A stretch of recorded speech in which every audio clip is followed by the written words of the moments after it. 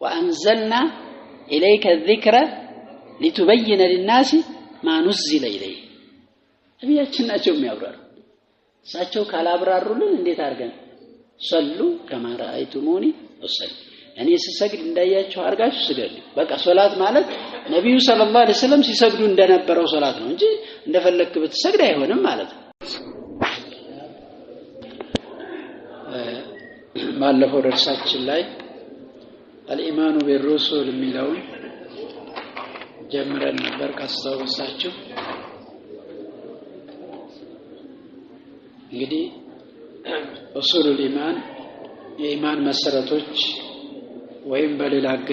አገላለጽ أركان الإيمان الستة ስድስቱን የኢማን ማዕዘናቶች ያየን ነው የነበረው በረሱሎች ማመን የሚለው ላይ ተወሰነ ንግግሮችን አይተን ገጽ 17 ላይ መጨረሻ አካባቢ ነው ያለነው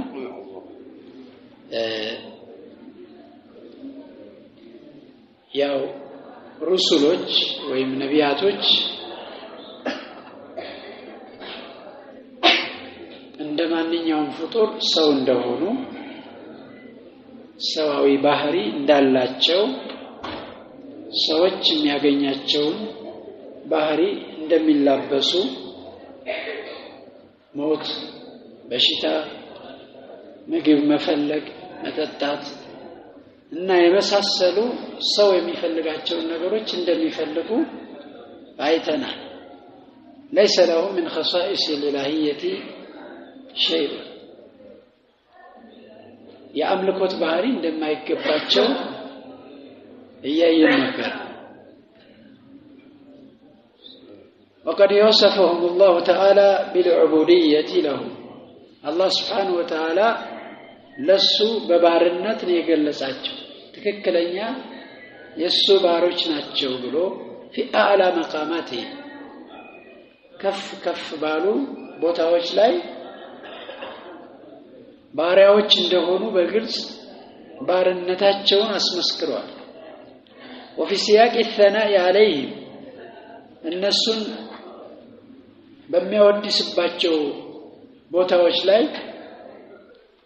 ባሪያ መሆናቸውን ገልጿል فقال تعالى في نوح عليه الصلاة والسلام إنه كان عبدا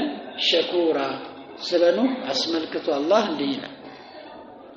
نبي الله نوح عليه السلام كان عبدا شكورا ببزات مسقاني هنا باريان شكور مالت كثير الشكر مالت الله ببزات يمسكنا كما قال النبي صلى الله عليه وسلم لعائشة رضي الله عنها أفلا أكون عبدا شكورا مسجون بارسا ببزات الله كم يمسكون باروج الهون موين دابا وقال في محمد صلى الله عليه وسلم سلا نبياتنا محمد دغما اسملكتو الله سورة الفرقان لاي تبارك الذي نزل الفرقان على عبده يا فرقان ويم قرآن يوردو ጌታ ከፋለ ላቀ على عبده በባሪያው ላይ አለ ነብያችንን ሰለላሁ ዐለይሂ ወሰለም አብድ ብሎ ይጠራቸው ይሄ ዑቡዲያ ለተሽሪፍ የሳቸው መላቂያ على عبده የሱባሪያ ليكون للعالمين نذيرا ለዓለማት አስጠንቃቂ ይሆን ዘንድ ዓለምን የዓለምን ህዝብ እንዲያስጠነቅቁ ማለት ነው وقال في إبراهيم وإسحاق ويعقوب صلى الله عليه وسلم بنزي نبياتوች ላይ አስመልክቶ الله واذكر عبادنا إبراهيم وإسحاق ባሪያዎቻችንን አውሳ إبراهيم إسحاق ويعقوب يعقوبنا أولي الأيدي والأبصار أولي القوة والأبصار أيدي إذا أضيف في المخلوق فإنه يفسر بالسياق አይዲ የሚለው ወደ መخلوቆች ሲጠጋ እንደ ሲያቁ እንደ አረፍተ ነገሩ አመጣጥ ነው ሁሉም ሙፈሲሮች በሚባል ዘንድ ከማ ابن عباس እንደፈሰረው ኡሊል አይዲ ማለት ኡሊል ቁዋ ማለት ኢባዳ ላይ ጠንካራ የጥንካሬ ባለቤት ማለት አላህ Subhanahu Wa Ta'ala በማምለክ ላይ ጠንካሮች ማለት የእጅ ባለቤት ማለት አይደለም እንደ ኮንቴክስቱ እንደ ሲያቁ ይለያያል ትርጉሙ ሁለተኛ ሰሃቦች በዚህ ፈሰሩታል ኡሊል አይዲ ኡሊል ቁዋ والابصار ኡሊል ፈህም የማስተዋል የእውቀት ባለቤቶች ማለት አብሳር بمعنى البصيره እውቀት ማለት ነው የማስተዋል የእውቀት ኡሊኑሃ የልቦና ባለቤት የሆኑ ናቸው አለ አላህ Subhanahu Wa Ta'ala ነቢያቶችን ያወደሰ ነው إنا أخلصناهم بخالصة እኛ አጥርተናቸዋል أخلصناهم بمعنى خصصناهم እነሱ ለየት አድርገናቸዋል بخالصة በመለያ ልዩ አድርገናቸዋል ያቺ ኻሊሳ የተባለችው ምንድናት ذكر الدار አኺራን ማስታወስ ጀነትን በማስታወስ ማለት إن أخلصناهم بخالصة ذكر الدار وهي ذكر الدار ማለት ኻሊሳ የተባለችው ማናት ذكر الدار አኺራን ማስታወስ ከሞት በኋላ ያለውን ሐያት ማስታወስ በቀልባቸው በዚህ ልዩ ተደርገዋል እነማን የተጠቀሱት ከኋላ ያለፉት ነቢያቶችና መሰሎቻቸው وانهم እነዚህ ነቢያቶች عندنا እኛ ዘንድ لمن المصطفين الاخيار እጅግ የተመረጡ መልካሞች ናቸው ሙስጠፈይን ማለት ከሌሎች ባሮች የተመረጡ ማለት አኺያር ማለት ምርጥ መጀመሪያ መልካም ምርጥ እንግዲህ የሚመረጠው ምርጥ ነው እንደሚታወቀው አላህ Subhanahu Wa Ta'ala ነቢያቶችን ወይም ሩሱሎችን ከሰው ልጆች ነው የመረጣቸው መርጦን ይላካቸው ነብይነት በከስብ አይገኝም አላህ Subhanahu Wa Ta'ala ነው የሚመርጥ አላሁ يصطفي من الملائكة رسلا ومن الناس ከመላእክቶችም ይሁን ከሰዎች መላእክተኛ የሚመርጠው እሱ አላህ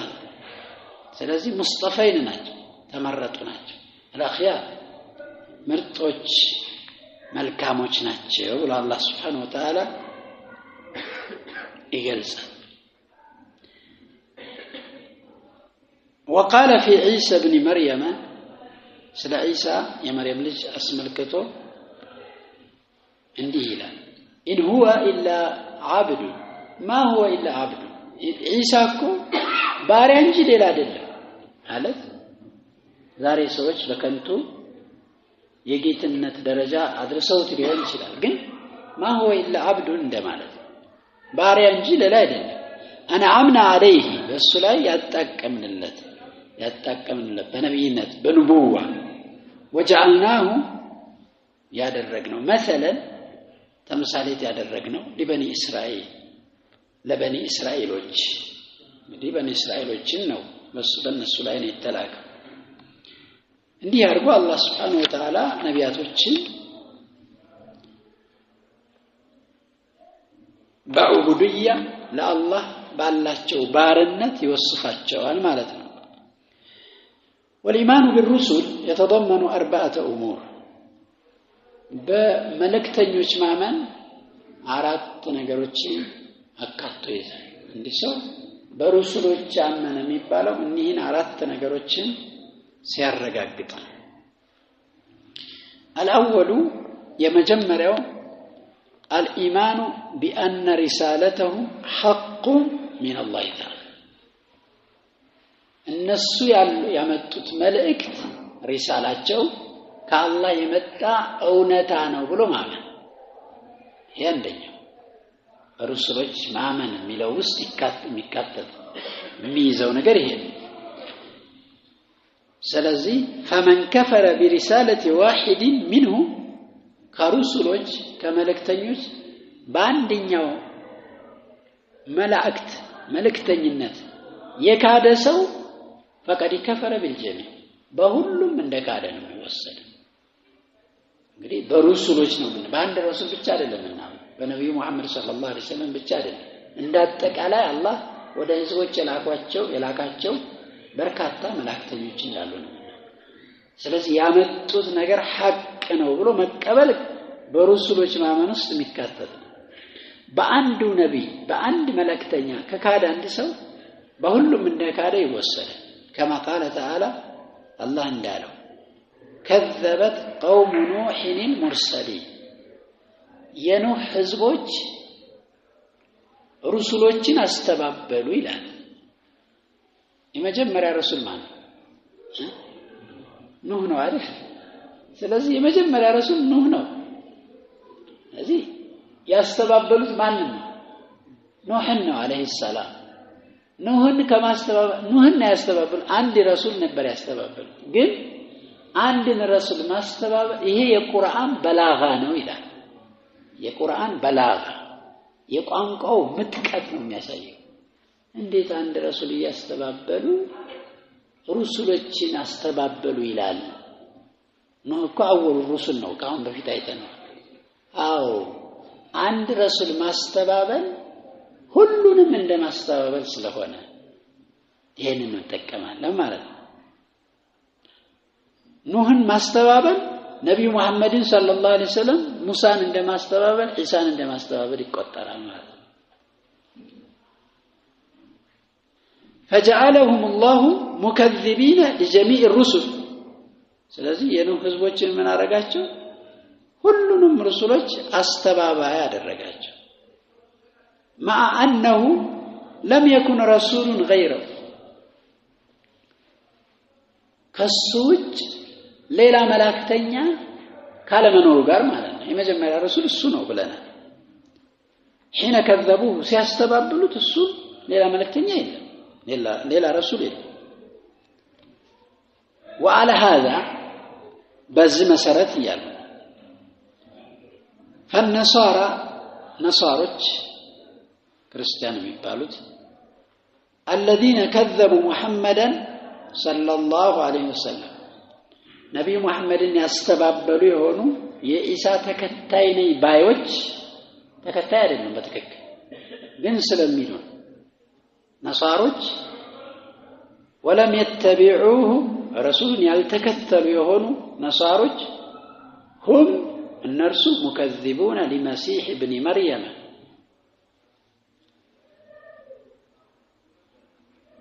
مسيح ኢሳንም አስተባብለዋል። ኢሳ ተከታይነና ባዮች አይደል ግን ኢሳን ማስተባበል በቀደሙ ንግግር መሰረት ይሄን ነው የሚያስተባብለው። ሁሉንም ረሱሎች እንዳስተባበሉ የሚቆጠር ኢሳንም ማስተባበል غير متبعين له ايضا የሱ ተከታይ አይሆኑ። ምናልባት ነብዩ ሰለላሁ ዐለይሂ ወሰለም እስኪላኩ ድረስ ተከታይ እንኳን ቢሆኑ ከተላኩ በኋላ ነብዩን ካልተቀበሉ ምንድነው የሚሆነው? በቃ ሙከዚብ በረሰላቸው በእነሱ በተላከው ነብይ አስተባባይ ነው የሚሆነው ተከታይ ይባላል። ላሲየማ በተለይ ደግሞ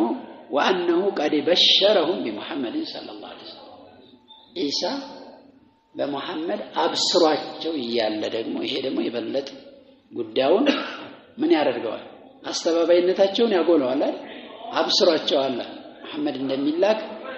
ሰለላሁ ዐለይሂ ወሰለም በኪታባቸው ተበስሯል። ولا معنى لبشارتهم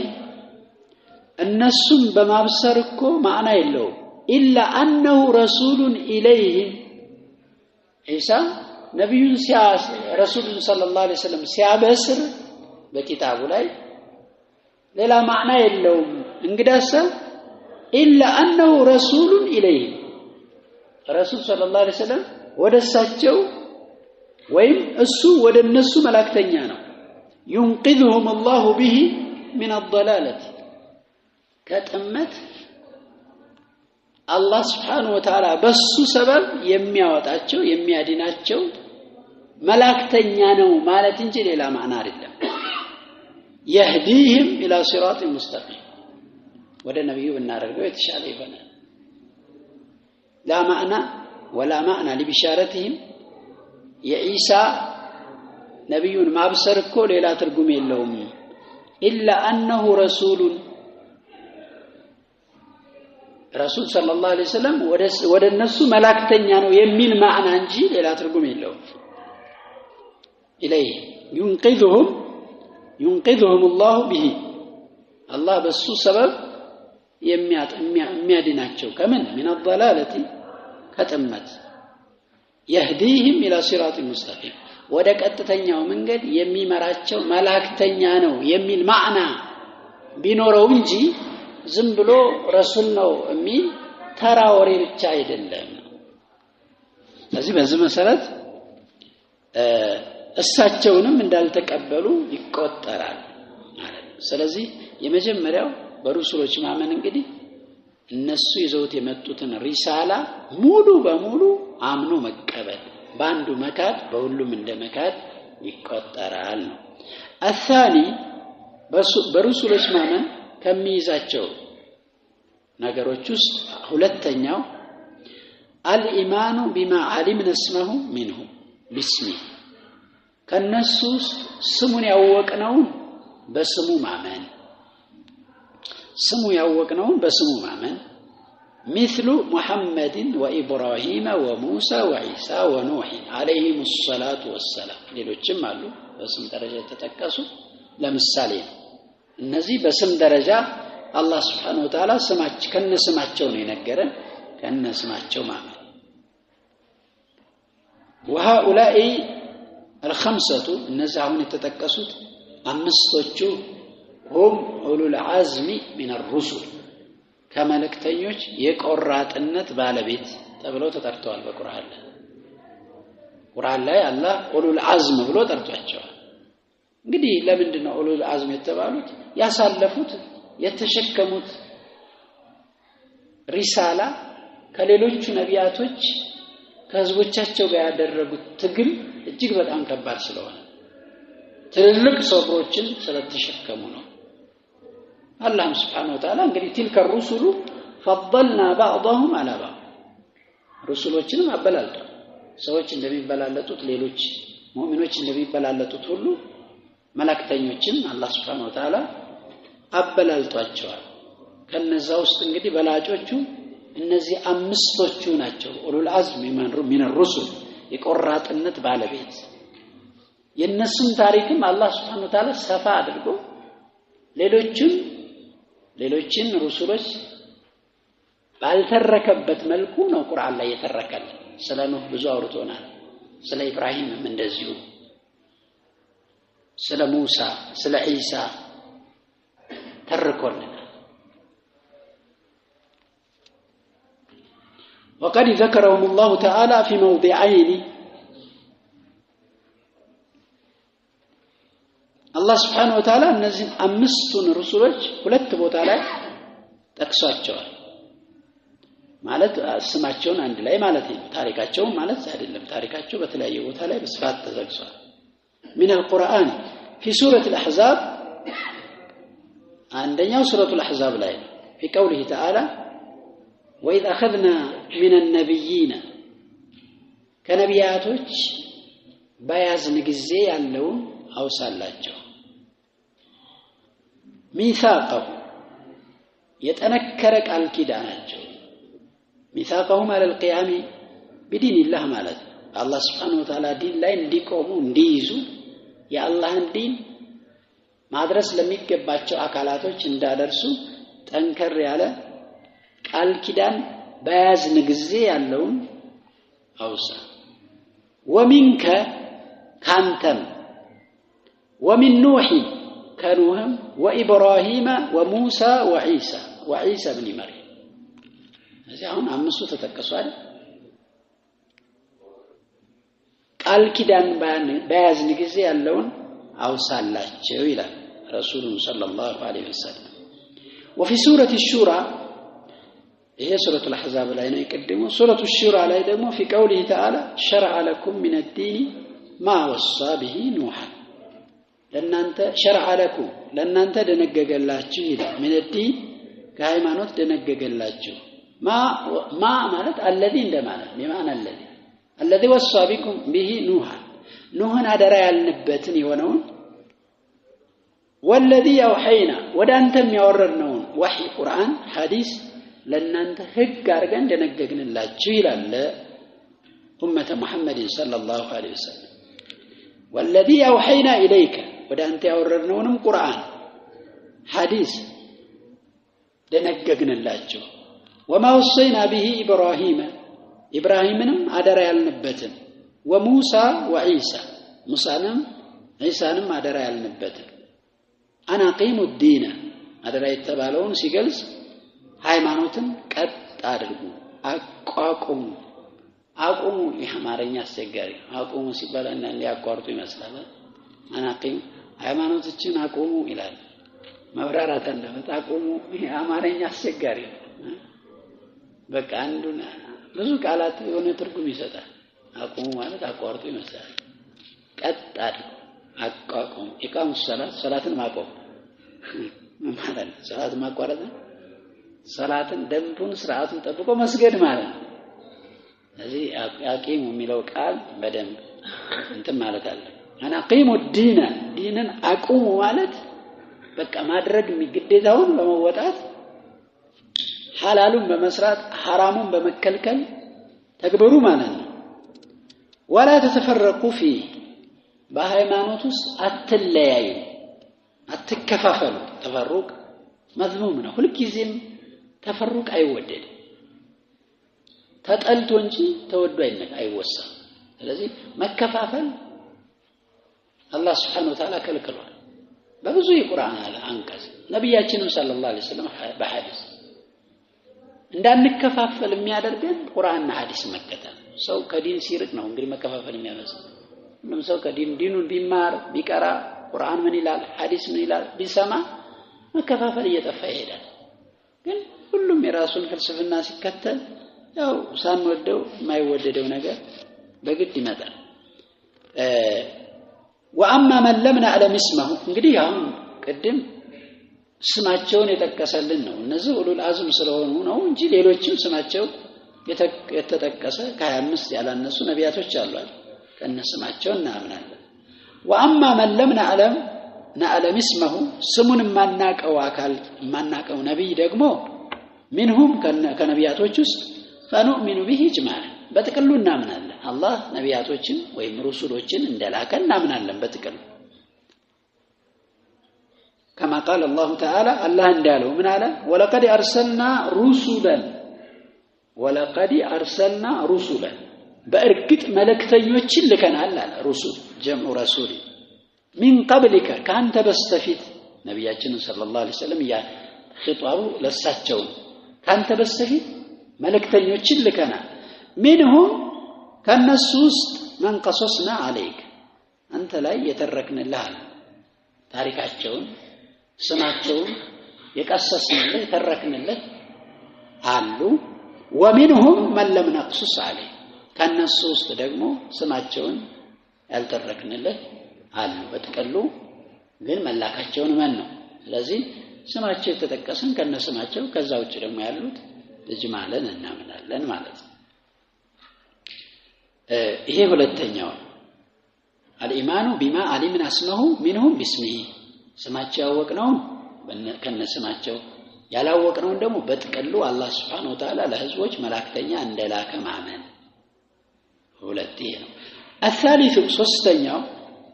ሶስተኛው تصديق ما صح عنه من أخباره تصديق እውነት ማለት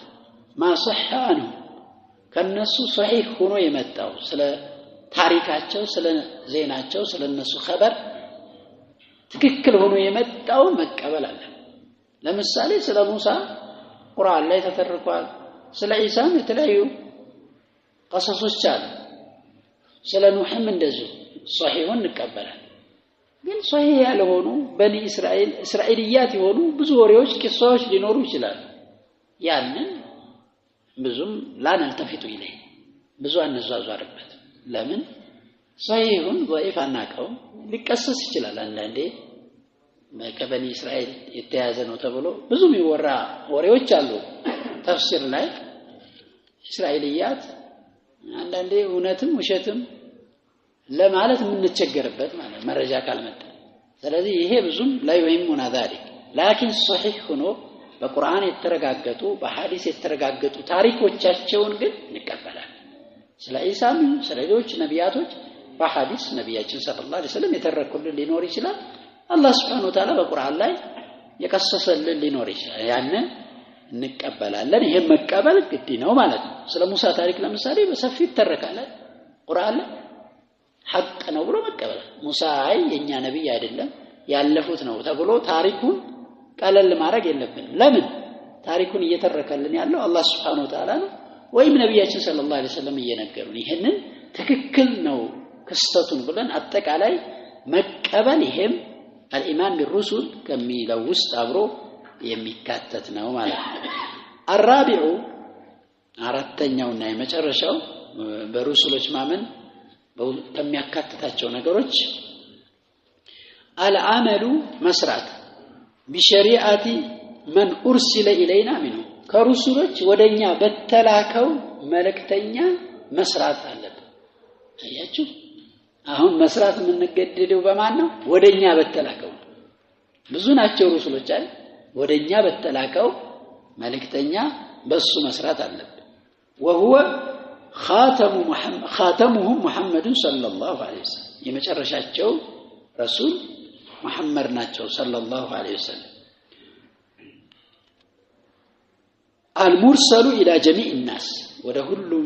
ሰዎች የተላኩት ማለት ነው ስለዚህ በሳቸው መንገድ መስራት ደግሞ ግድ ይለናል ማለት ነው ሌሎችን እንደተላኩ ካመን ይበቃል በተውራት መስራት በእንጂል መስራት ያስ እንዳው ህጉ የተውራት የእንጂል ህግ ምን እስኪላክ ነው ብለናል ካሁን በፊት ቁርአን እስኪመጣ ድረስ ቁርአን ሲወርድ ያ ያልቃል አገልግሎት ጊዜ ያልቃል ስለዚህ በቁርአን ነው የሚሰራው ማለት ነው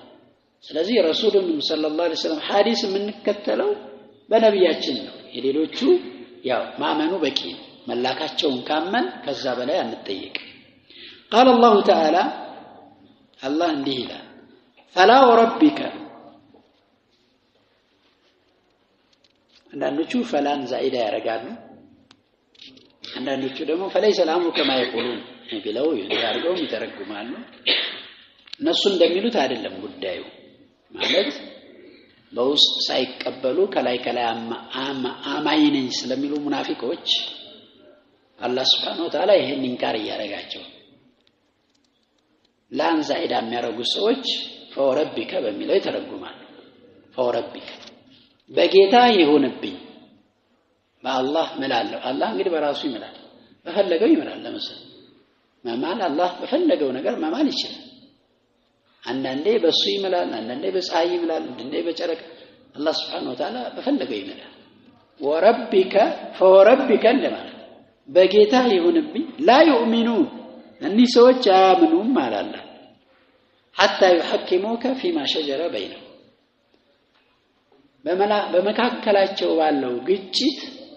አለመግባባት አንተን እስካላስፈረዱ ድረስ አያምኑም አላለ Subhanahu Wa Ta'ala ልብ በሉ ማንንም እስካላስፈረዱ ነብዩ መሐመድ ሰለላሁ ዐለይሂ ወሰለም መካከላቸው የሆነ ግጭት ሲፈጠር አንተን ፍርድ እንግዲህ በአካል ካሉ ረሱል ሰለላሁ ዐለይሂ ወሰለም ሰሃቦች እንደሚያደርጉት የሆነ ነገር ላይ እክትላፍ ሲመጣ ሄደው ነው የሚጠይቁት ይሄው ነው በአካል ከለሉ ነብዩ ሰለላሁ ዐለይሂ ወሰለም ተዋል የሚሆነው ወደ ሐዲሳቸው ወደ ቁርአን ነው የምንመለሰው ስለዚህ حتى يحكموك فيما شجر بينهم በመካከላቸው ባለው አለመግባባት አንተን እስካላስፈረዱ ድረስ አላመኑ ማስፈረድ ብቻ አይደለም ثم لا يجدوا في انفسهم حرجا ከዛም በውስጣቸው መጣበብ መጨናነቅ ላይ ያገኛቸው ሚማ ቀضيت አንተ ከወሰንከው ውሳኔ አንዳንዴ እንግዲህ ያው ሲፈረድ ላንተም ሊፈረድብህ ይችላል አይ ትክክለኛው ይሄ ነው አንተ ሳኮን እገሌ ነው ትክክሉ ሊባል ይችላል የዛን ሰዓት ውስጣቸው መጣበብ መጨናነቅ ላይ ያገኛቸው እንዴት እኔ ሳይፈረድ ሊቀር ሙናፊቆች ያው እንደዚህ ናቸው እነሱ እንዲፈረድላቸው እንጂ ሐቁ ምንድነው የሚለውን አያውቁም አይፈልጉም ከዛስ ወይሰልሙ ተስሊማ እጅ መስጠት እንዲሰጡ ነው ከዛ ከፍርድም በኋላ አንተ ሊታዘዙ ነው ወለው على انفسهم ቆነ አላህ Subhanahu Wa Ta'ala ፍርድ እንግዲህ ወለው على በራሳቸውም ላይ በቤተሰቦቻቸውም ላይ ቢፈረድ የእስልምና ሐቅ ስለሆነ ለማንም ስለማያዳላ አምኖ መቀበል ይሄ አንዱ የእስላሙ መገለጫ ነው ስለዚህ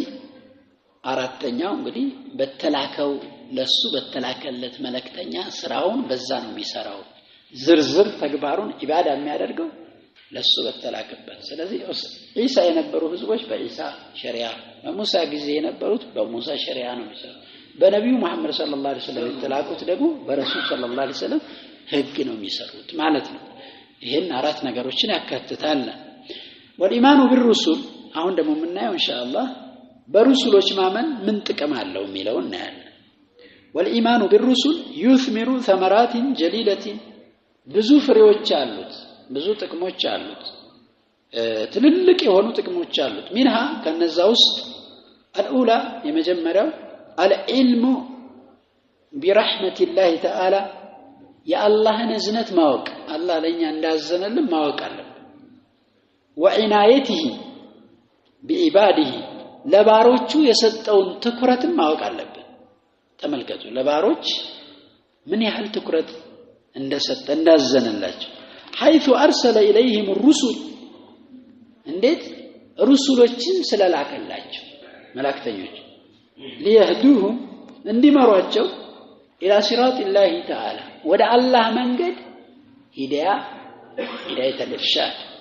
ቀጥተኛው መንገድ ላሳዩአቸው ሊመሯቸው ማለት በዛ መልኩ ሂዳያ ተውፊቅ አይደለም ويبين لهم እንዳብራሩላቸው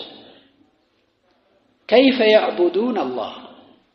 አላህን እንዴት እንደሚገዙ ለሚያብራሩላቸው መላእክተኛ መላኩ አንድ የአላህ እዝነት አላህ ለባሮች ትኩረት መስጠቱ ይሄን እንድናቅ ያረጋናል ረሱል ሰለላሁ ዐለይሂ ወሰለም ባያሳዩን አሁን አላህ ቁርአን ላይ ሶላት ስገዱ ነው ምንድነው የምንሰግደው እንዴት ነው የምንሰግደው ቁርአንዮች የሚባሉ ሰዎች እንዴት ነው ሶላት የሚሰግዱት ዙህር ስንት ረካ ነው የሚሰግዱት እነሱ ዙህርም አይሰግዱ አሉ አስርና ሱብሂ ነው ሁለት አውቃት ሶላት አዛሂ ከየት አገኙት አስርና ሱብሂ ስራሱ አስቸጋሪ እኮ ነው ያ ጀማ እሱ ሐዲስ ነው እኮ ሐዲስ አይቀበሉም ሐዲስ ነው ወሰለን ወርደኝ ማለት ሐዲስ ከየት ይመጣ አስቸጋሪ እኮ ነው ነገሮች እንደው ቁርአን ይሄን ቁርአን ማን ነው የሚያብራራው ረሱል ሰለላሁ ዐለይሂ ወሰለም እኮ ናቸው እሳቸው ካላብራሩትኛ ወአቂሙ الصلاه واتوا الزكاه ይላል ሶላትን ቀጥ አድርጋችሁ ስገዱ ዘካም ስጡ እንዴት ነው ዘካም የምንሰጠው ስንት ጨርሶ ገንዘባችን በሙሉ ከስንት ከብት ሲሆን ስንት ነው የምንሰጠው ብር ሲሆን ስንት ነው የምንሰጠው ይሄ ዝርዝር ጉዳይ የመጣው እኮ በሐዲስ የዝርዝር ጉዳይ የመጣው በሐዲስ እንዴት ነው ሰው ቁርአን በቂ ነው ብሎ አላህን የሚገዛው በምን መልኩ ወይ አርካኑል እስላምንም ትቶ እንዲስስ አርጎ ፈለገው ጋር ከዚክራ ሊተበየነ للناس ሐቂቃ አንዳንዴ አቅለም ቆም ብሎ ማሰብ አላቸው ሶላት እንዴት ነው የምትሰግደው ሳቸው መግሪብ ስንት ረካ ነው መግሪብን ማሉ ሶስት ረካ መጀመሪያ ላይ ምንድነው የምንቀራው እኔ ስሰግድ ሩኩ ላይ ምንድነው የምንቀራው በቃ ሶላት ማለት ይሄ ሰለላሁ ዐለይሂ ወሰለም ሐዲስ ላይ የነበረው ሶላት ነው እንጂ አንዘልና ኢለይከ ዚክረ ሊልናም ማለት ምንድነው ስለዚህ ويبين لهم كيف يعبدون الله አላህን እንዴት እንደሚገዙ የሚያብራሩላቸው መላእክተኞች ናቸው ሩሱሎች ናቸው ሩሱሎች ካላብራሩላቸው አላህ መገዛት አይችሉም ማለት ነው እዚህ ቁርአን ይበቃናል የሚሉ ሰዎች ይሄ የጅህልናቸውን ጥግ የሚያሳይ ነው ለምን لأن العقل البشري ምክንያቱም የሰው ልጅ አቅል لا يستقل بمعرفة ذلك ይሄን ሁሉ በማወቅ አይብቃቃም እሱ አቅል በቂ አይደል እንዴት አድርጎ ያውቃል አቅላችን ደግሞ ማድረግ አንችልም ይሄ ስለዚህ ይሄ ትልቅ ጥቅም አለው የረሱሎች መላክ ለኛ አላህ Subhanahu Wa Ta'ala በአግባቡ እንድናመልከው ይረዳል الثانية ሁለተኛው ረሱሎች መላካቸው ከሚያስገኙ ጥቅሞች ውስጥ شكره تعالى አላህ እንድናመሰግንም ያደርገናል على هذه النعمة الكبرى ትልቅ ጸጋ ላይ አላህ እንድናመሰግን ይሄ ትልቅ ጸጋ ነው የረሱሎች መላክ አላህን ማመስገን አስተማሪ ማግኘት ቀላል ነው የዱንያ አስተማሪ ሰው ሲያገኝ እንዴት ደስ ይላል አይደለም የአኺራ የዘላለም ጀነት የሚያስገባህን ሀገር የሚያሳይ ከሳትም እንድትጠበቅ የሚያደርግ ይሄ አላህን እንድታመሰግነው ረሱሉን ስለላከልን አላህ Subhanahu Wa Ta'ala እንድናመሰግን ይረዳናል ይሄ ትልቅ ጥቅም ነው الثالثة ሶስተኛው محبة الرسول عليهم الصلاة والسلام رسولችን እንድንወድም ያደርገናል وتعظيمهم እነሱን እንድናልቃቸው ለምን አላህ የመረጣቸው ናቸው ወደ ሰዎች እኮ ልጆች ነው ይተላኩ والثناء عليه ለነሱ ላይ እንድናወድስ በጥሩ بما يليق به ለነሱ በሚስማማ በመልካም ነገር ثنا እንድናረጋቸው እንዳናሞግሳቸው እንድናወድሳቸው ለምን لانهم رسول الله تعالى ምክንያቱም የአላህ መላእክተኞች ናቸው ثنا የሚገባቸው ናቸው ولانهم قاموا بعبادته አላህን በማምለክ ላይ የቆሙ አካላቶች ስለሆኑ وتبليغ رسالته የሱን ሪሳላ በማድረስ ላይ የቆሙ ናቸው እንዴ አይደለም ረሱል ሰለላሁ ዐለይሂ ወሰለም ይቅርና ተራ አንድ አስተማሪ ዳኢ እንኳን በጥሩ መልኩ ለሰዎች ዳዕዋውን ሲያደርስ ያስደስተን እኮ አይደል ጀዛከላሁ ልንለው እንችላለን ተራ ሰው ማለት فكيف بالرسول صلى الله عليه وسلم والنصح لعباده ባሮችን በመምከር ላይ የቆሙ ስለሆኑ እነሱን እንድንወድ እንድናልቅ እንድናከብር ይረዳናል ረሱሎችን ማለት ነው وقد كذب المعاندون እንግዲህ አፈንጋጭ አይጠፋመችም ካፊሮች በየቦታው አሉ አፈንጋጮች ከሐቅ ያፈነገጡ ሰዎች አስተባብለዋል ሩሱለሁም መላእክተኞቻቸውን አስተባብለዋል አላህ Subhanahu Wa Ta'ala በበርካታ የቁርአን አያት كذبت عاد المرسلين كذبت قوم አስተባበሉ የሚልባቸው አንቀጾች ብዙ ናቸው ሩሱላቸው ለምንድነው ከተባለ ዛኢቢና የሚሞግቱ ወይም የሚሉ ሲሆኑ አነ ረሱላህ የአላህ መላእክተኛ እነ ረሱላህ تعالى لا يكونون من البشر ከሰው ልጅ መሆን የለበትም ማለት አላህ የሚልካቸው መላእክቶች ሰው መሆን የለባትም ማለት እንግዲህ መላእክት ነው መሆን ያለበታል እንግዲህ በራሳቸው አባባል ማለት እሺ وقد ذكر الله تعالى هذا الزعم وابطله ይሄንን ሙግት አላህ አውስቶታል በቁርአን ላይ ማውሳት ብቻ አይደለም ሙግታቸው ውድቅ አድርጎታል ውድቅ እንደሆነ ማሳይቷቸዋል እንዴት ብሎ ቢቀውሊ በንግግሩ وما منع الناس ان يؤمنوا اذ جاءهم الهدى الله سبحانه وتعالى ሰዎችን እኮ የከለከለ ነገር የለም ከማመን ቅኑ መመሪያ በመጣቸው ጊዜ ከማመን የከለከላቸው ነገር የለም ምንድን ቢሆን እንጂ ኢላ አንቃሉ ማለታቸው ቢሆን እንጂ አባአተ الله بشرا رسولا አላህ እንደው ሰው የሆነ መላእክተኛ ላከን እንደው ሚልከው አጥቶ ነው ሰው ይላከው አለ እንዴት ሰው ይልካል ነው እሺ አላህ ምላሽ ሲሰጣቸው ምን አለ قل لو كان في الارض ملائكه ምድር ላይ መላእክቶች ቢኖሩ ኖሮ يمشون مطمئنين ተረጋግተው እንደናንተ የሚንቀሳቀሱ ማለት ነው ለሆነ ሀጃ ሊመጡ ይችላሉ ከሰማይ የሚወርዱ መላእክቶች ሊኖሩ ይችላል ላ እሱ አይደለም يمشون مطمئنين እናንተ እንዳላችሁበት ሁኔታ ምድር ላይ አይደል ያለነው ተረጋግተን አይደል የምንኖረው ልክ በዚህ ሁኔታ ምድር ላይ ተረጋግተው የሚንቀሳቀሱ መላእክቶች ቢኖሩ ኖሮ ለነዘልና عليهم من السماء ملكا رسول ከሰማይ መላእክታ መላእክተኛ እንልክላቸው እናወርድላቸው ነበር ግን እናንተ ሰው ናቸው አይደል ለሰው ደግሞ የሚስማማው ሰው ነው የሚግባባውም ሰው ጋር አልበለዚያ የማይግባባው ወይም መሰል ያልሆነ ነገር ቢመጣም እኮ ደግሞ ሌላ ነገር ይላሉ እንዴ እኛ ጭራሽ እንግባባው ማንችል ከኛ ጅንስ የወጣ ነገር ልቆብን ሊሉ ነው በኋላ ደግሞ አይደል ይሄን እኮ ወለው ለበስ ይቀስሳል ይሄን አንቀስ ዘው አላህ Subhanahu Ta'ala ይናገራል እነሱ በሚሉት ነገር ቢወርድላቸው ራሱ ሌላ ነገር ያመጣል فأبطل الله تعالى هذا الزعم ይሄ ሙግት አላህ ውድቅ አደረገው بأنه لا بد أن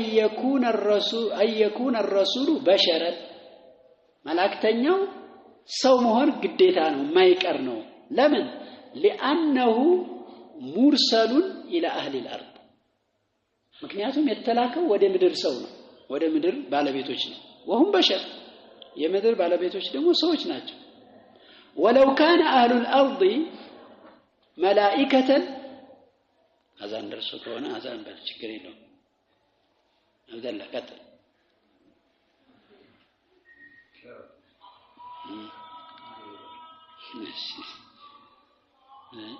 أبشر عند ديك هتطبقوا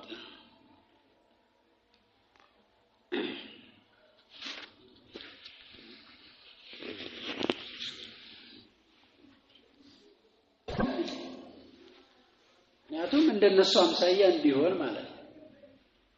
ነገር ግን መሬት ላይ ያለው ሰው ነው ለሰው የሚስማማው ሰው እንጂ መላእክት አይደለም وهكذا حكى الله تعالى عن المكذبين للرسل እንዲህ አድርጎ አላህ Subhanahu Wa Ta'ala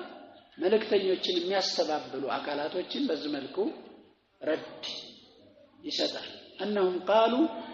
ምን ይሏቸዋል ለመልእክተኞቹ ለሩሱሎች إن أنتم إلا بشر مثلنا እናንተ እኮ እንደኛው ሰው ናችሁ ይሏቸዋል ታለ መቀበል ማለት ነው تريدون أن تصدونا عما كان يعبد آباؤنا አባቶቻችን ሲያመልኩት ከነበረው ነገር ልትከለክሉን ነው አይደል ዛሬም እንደዚህ አሁንም ድረስ እንደዚህ አይነት ነገር አለ የነገር حرام ነው ሽርክ ነው ስትል እንዴ አንተ አባቶቻችን ነገር ልታስተውል ነው እንዴ ይባላል አሁን አተዋሰው ቢት ይላል አላህ የኑህ ህዝቦችም ይሄን ይሉ ነበር የነብዩ ሰለላሁ ዐለይሂ ወሰለም ህዝቦች እንደዚህ ነበር አተዋሰው ቢት ተመካከሩበት እንደ ይሄን ይላል አይደለም በለሁም ቀውም ጣሁ ጠማሞች ስለሆኑ ያው የጥመት ሙያ አገናኝቷቸው በቃ አባቶቻችን የሚባል ነገር አባቶችን መከተል መምዱህ የሚሆነው እንካኑ على الحق حق ላይ ከሆነ حق ላይ ከሆኑ نعم واتبعت ملة آبائي إبراهيم እንዳለው ኢየሱስ አለይሂ ሰላም ያባቶችን መንገድ ተከትያለሁ ነቢያቶች ናቸው አባቶች حق ላይ ما كان لنا أن نشرك بالله ነው ያለው መጨረሻ አላህ እናሸርክ አይደለም ስለዚህ حق ላይ ከሆኑ ትክክለኛ መንገድ ላይ ከሆኑ ያባቶችን ፈለግ ማንሳት ችግር የለውም ግን حق ላይ ካልሆኑ ወደ ትክክለኛ መንገድ ላይ ካልሆኑ ያባቶችን ሰበብ ማድረግ ይሄ የጥመት ሰዎች የሚያነሱት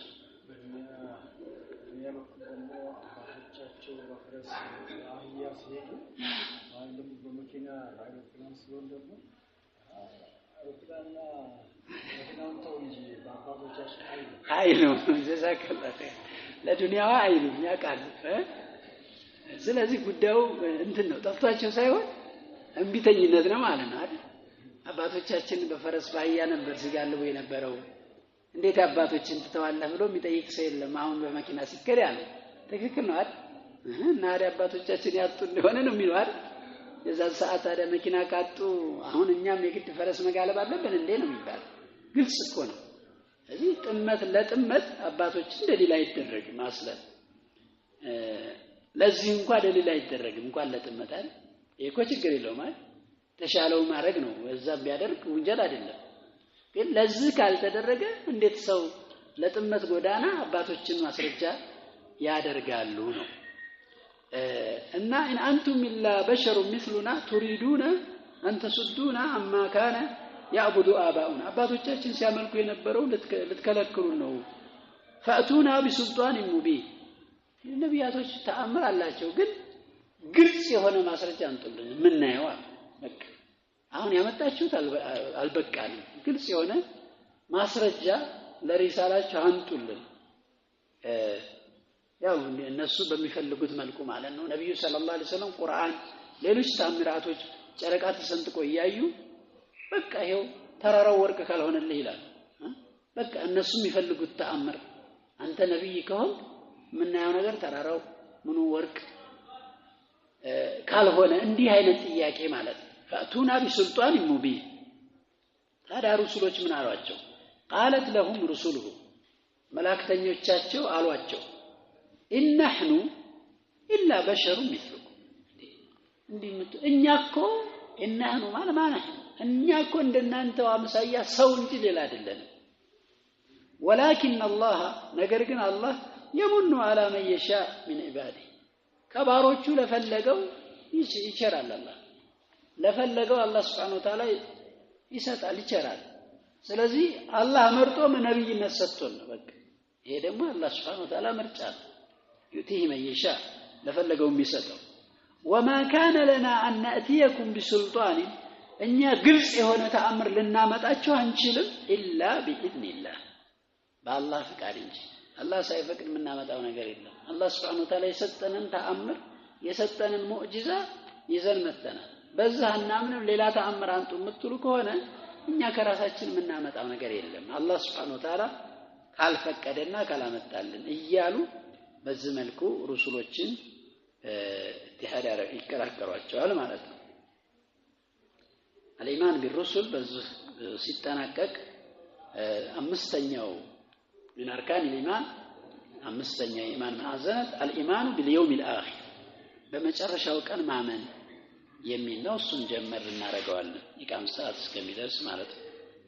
بمجرشة وكان معمن ينجدي أمستني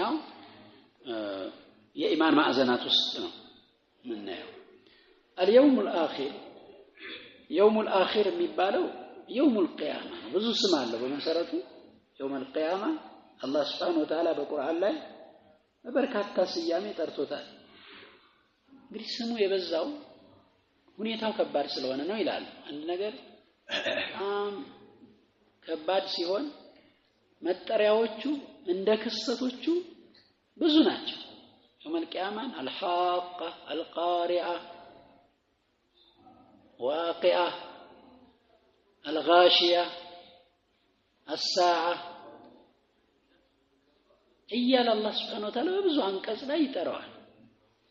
በጥቅሉ ግን يوم الآخر ይባላል የመጨረሻው ቀን እንደማለት ነው يوم القيامة الذي يبعث الناس فيه للحساب والجزاء ሰዎች ለምርመራና ለደሞዝ የሚቀሰቀሱበት ቀን አይቀሬ ቀን ነው ያ ጀማዓ አላህ ለዛ የሚዘጋጁ ባሮች አሉ ይሄ አይቀርልንም ምንም የማይቀር እርግጠኛ የሆነ ጉዳይ ነው ሸክ የሌለው ማለት ነው ሰው ለሂሳብና ለምርመራ የሚቀሰቀስበት ቀን ነው وسمي بذلك يوم الآخر ተብሎ ተጠራ لأنه لا يوم بعده ከሱ ቀን በኋላ ሌላ ቀን ስለሌለ ነው يوم الآخر ተባለ ከዛ ቀን በኋላ ሌላ ቀን የለም የሚጠበቅ ቀን የለም በቃ حيث يستقر أهل الجنة في منازلهم የጀነት ሰዎች ቦታቸው ላይ የሚረጋጉበት وأهل النار في منازلهم የሳት ሰዎች አላህ ይጠብቀንና ቦታቸው ላይ የሚረጉበት ቀን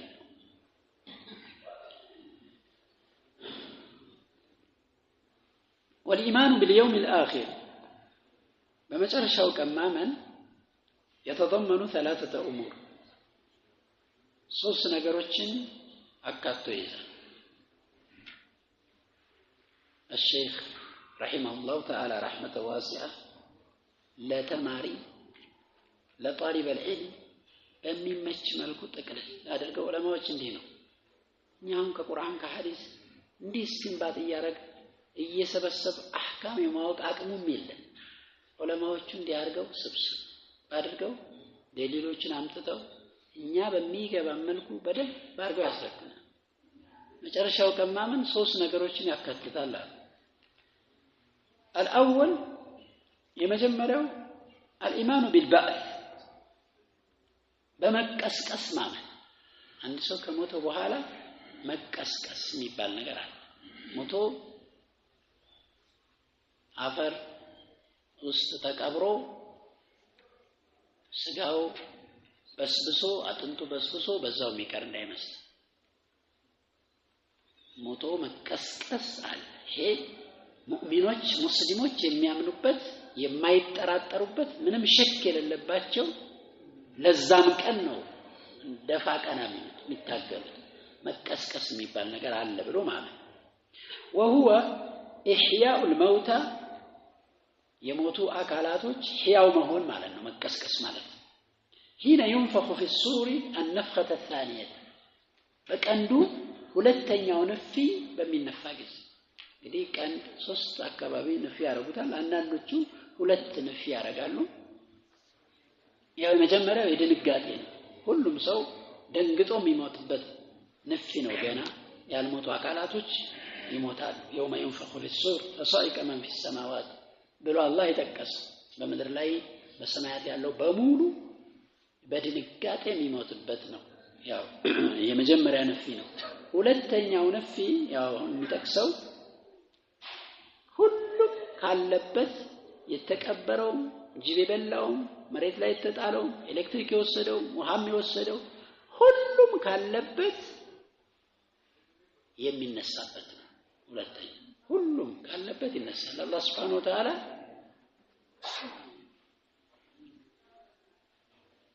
ከምድር ማብቀልን እናበቀላቸዋለን ብሏል። ልክ እንደ ቡቃያ ነው የተከሰ ቡቃያ